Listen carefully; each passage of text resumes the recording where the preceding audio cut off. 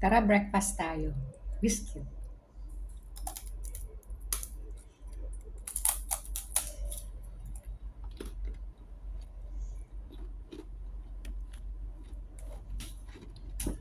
At saka coffee. Mm. Ito lang breakfast ko everyday. Kasi walang pera. Walang pabili ng pagkain. Biscuit na lang. Tangla ko lang tong sing-sing ko para may pangkain.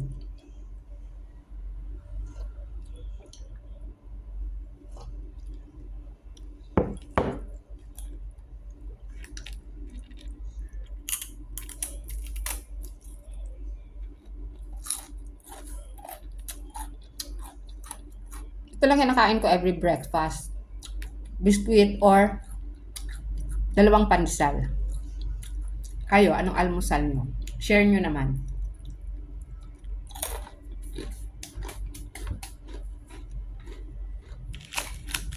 Dalawang biscuit na ganito. Dalawa lang. Sa breakfast. Tapos binagyan ako ng anak ko ng Oreo. Ito kakainin ko. Kasi gusto niya rin daw itong biscuit ko na at pang almusal. Pero mo, takpan natin ang pangalan.